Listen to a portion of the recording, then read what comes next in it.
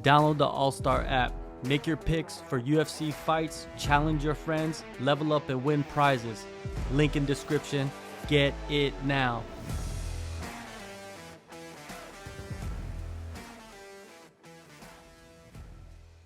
Hi, my name is Cecilie Bolander. I'm 27 years old, from Norway, and 3-0 in pro.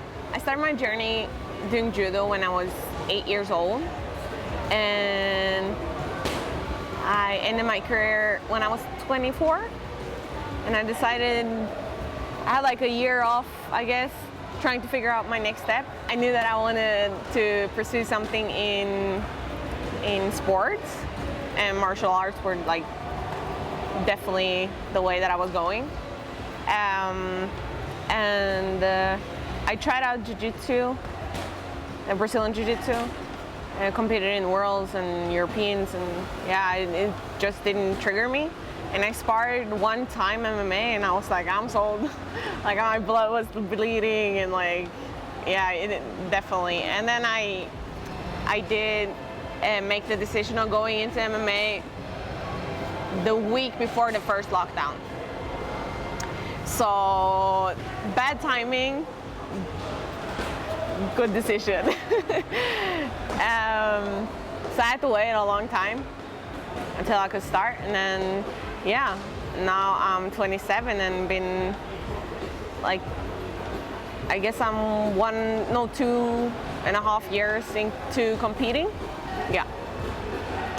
3 years of training, I guess, like hard, like structured training in MMA. Obviously, it took me a long time deciding between Brazilian Jiu-Jitsu and MMA. But once I made that decision, and a week later, all of a sudden, getting all these restrictions and not being able to do any of the plans that I kind of, I'm a big planner in a fast way. So I was deep down in, yeah, my career in MMA, and I couldn't do any of it. So I started like working out like 2 times a week with a boxing coach, and tried to like understand the striking game. And I did that for, I guess, a year, something like that. And I kind of like low-key tried to find people that trained, but I was a beginner, so I knew that I couldn't be a part of like a pro team or whatever, because I knew there were people like underground working out. Because I know the what's it called, like the environment, like the martial art environment, and like the people that does it. But yeah, I wasn't at the skill level that was needed, and I could see that for myself also. Like I understood that I was not going to be a part of a pro team like the first day I was going to do MMA. So it's a lot of like back and forth, and then I found a group, and then I joined them, and that was some months, I think like 3 months before it like officially opened, I guess. And then yeah, I found a gym, and the team that I started training with had a good connection with the Cage Warrior Academy in like southeast or something. I don't remember the name. But yeah, so that was after 6 months training, I did my first competition there, actually fighting for the belt and ending up getting the belt. No, sorry, that is so wrong. Yo, I had my first competition. Yeah, it was 6 months after I started training, but that was in IMMAF. I don't know how to pronounce it, right? But that was in Prague, and I had 2 fights, and I won the gold medal. And I think 1 month after that, I fought for the belt in Cage Warriors, amateur. And yeah, I think a year. No, I'm so like, yeah. And then 6 months after that again, I attended the World Championship, and I got Sabrina de Sousa in the final, which is like, she was like counted as the best pound for pound amateur fighter. And I've been competing for like 6 months and training for almost a year. But I did 3 hard rounds with her. So I guess we were impressed by that, and it kind of ticked the box if I had a heart for fighting or not. And that was very like, yeah, it gave me and my team a lot of confidence that we're on the right path. And I guess it's just been building on from there and just going.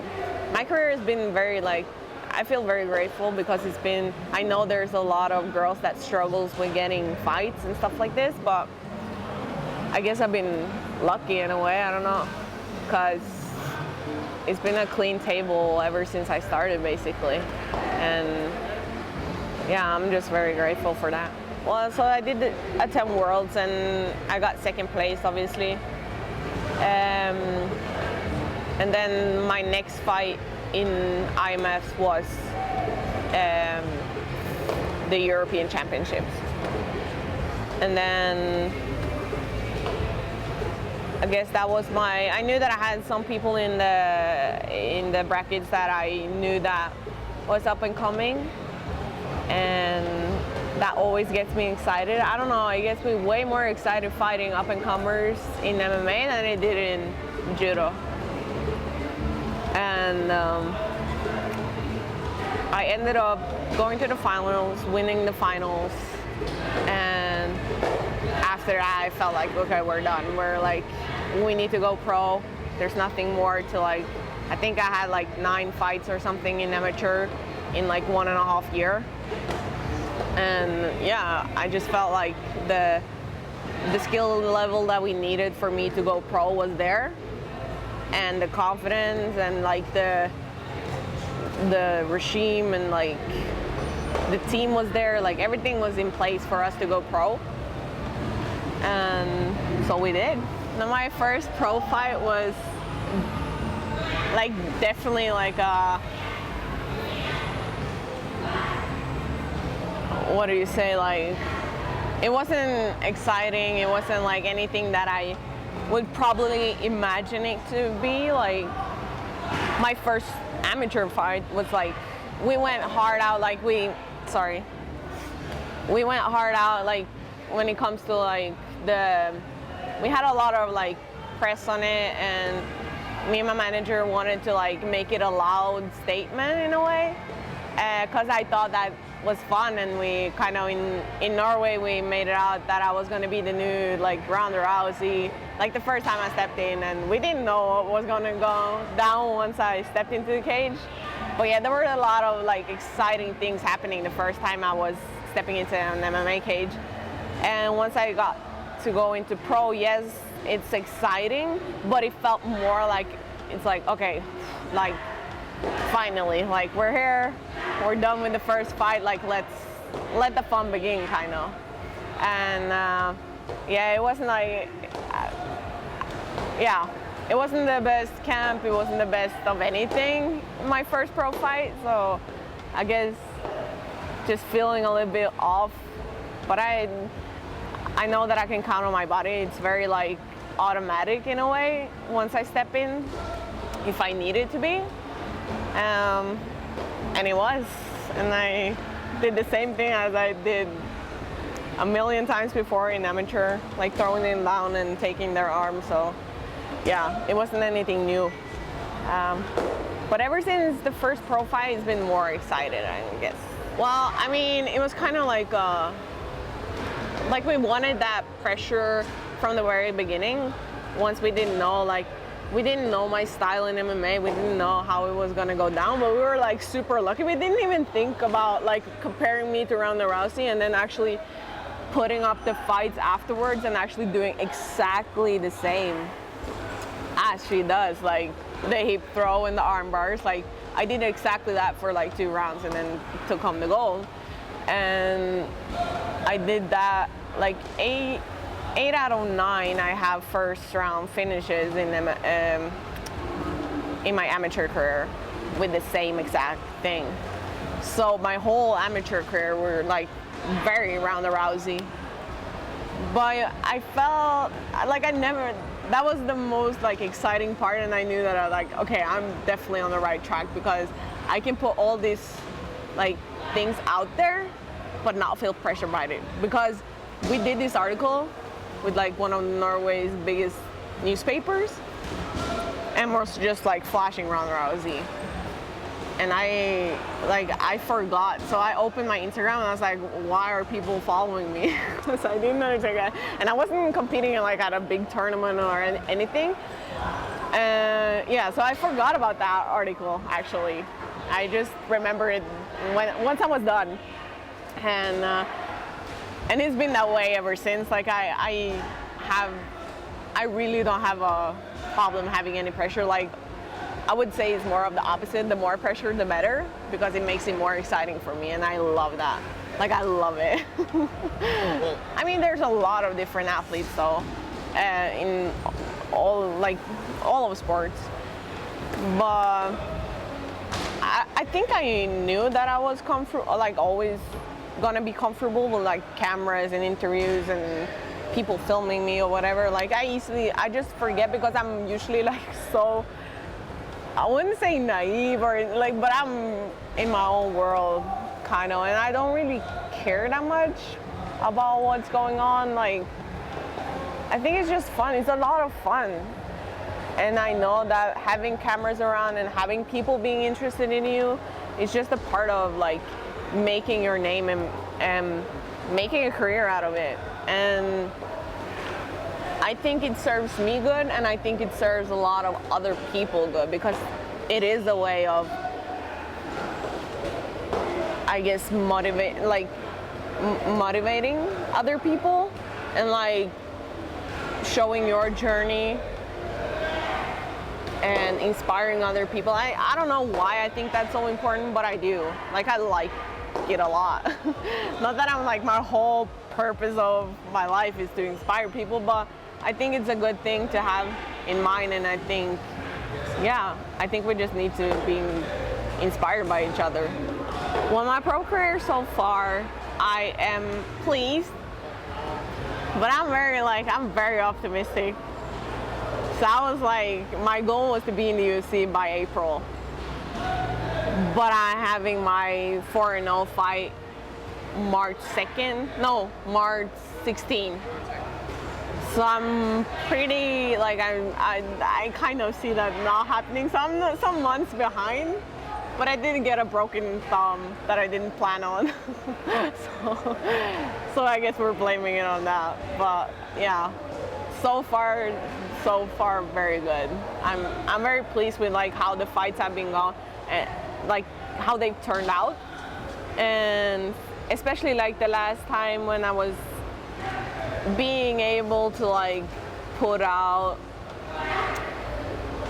like the picture that I have in my head, like the show part, like the interview part, like all that comes with being an MMA fighter that wants to be a part of the media regime also. Like I felt like the last fight was like on point.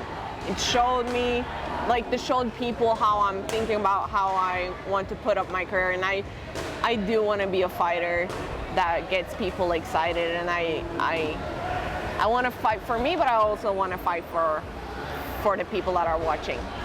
Well, first time I was here was December a year ago, and it was more of a trip for me to just balance myself out. It was after my first pro debut, and I was just super like mentally drained and just like, yeah, still not have my team 100%, and they were part missing. So I went out here just to actually get new perspectives of things and like seeing how other people are doing it, and yeah, just being alone for a while. And I ended up being here 2 months the first time, and coming back 6 weeks later for one more month. And I guess that's what it gave me the most. It was like that time to like reflect on my own career and actually watching other people and seeing that because sometimes you get like caught up in your own shit and you think you're struggling more than you do actually, and then it's more about getting out of your head and just going and doing the job and seeing that you're not any different from any other. It's more of what you do with what you got and putting in the work. And this is definitely a place where you can find a lot of that inspiration and people that are on their same journey. And I think that's the most impressive part, and also the most amazing part about athletes are that we are doing something and dedicating our lives to something that is not guaranteed, because there will not be a million champions, but everybody wants to be a champion, or at least they say they want to be. There's a difference, but yeah, I know, like, truly in my heart, that's what I want to be. Sometimes I hate myself for it, because it's a fucking annoying, like, it's hard, but it's also like the one thing that I will wake up doing with $0 every single day for the rest of my life. So yeah, that's how I know that I don't care about if I actually get to be a champion or not, because I'm always trying to go for that. Being a female MMA fighter, I feel, is way more appreciated than a female in many of the other sports. That's truly my opinion. I don't know why people are more, I feel like they're more behind female fighters than female football players or female, I don't know, whatever. But I think it's the raw thing about MMA, like, there are actually two people fighting each other, and I think that's a primary thing for people, like, they can understand that part, and it doesn't really matter if it's a guy or a girl. And then I know there's more there's some people that sees fighting as more than just looking and like watching fighting. They're actually analyzing, and like, so they have a preference towards guys or girls or whatever. But I think, like, overall, I think female fighters are more appreciated than other female athletes in the world, in a way. I don't know. That's just my take on it. I don't know if I'm right or whatever, but I've actually set the goal that I want to have my first title shot when I'm 30. So within the year that I'm 30, I want to have a title shot. And with the pace that we're going on right now, it seems very much possible. And also with the way that I'm learning, and not falling into being in that comfortable mindset and state of mind to, I guess I collected the team that I need to push me forward all the time, and to not, like, get comfortable, I guess. And there's a lot of shit that I need to learn, but I see myself learning those skills and definitely being ready for that once the time comes. So I got the most amazing parents. The reason why I'm able to be out here this month, they're behind me in everything. They may not like what I do, but they're like 100% on board. And then I got the most amazing team. Like, these coaches that are behind me, Ohana and Emran and Frederick, and my brother who fixes me all day, every day. And then I have my manager, David. And all of us together just make up this, like, I don't know, it's a harmony for me. And I'm truly, truly blessed to find them. And I can't actually really believe that I found them in Norway, which is like 5 million people and like a dot on the map. So I don't know how we did it, but that's also why I know that we're gonna be trouble for other people.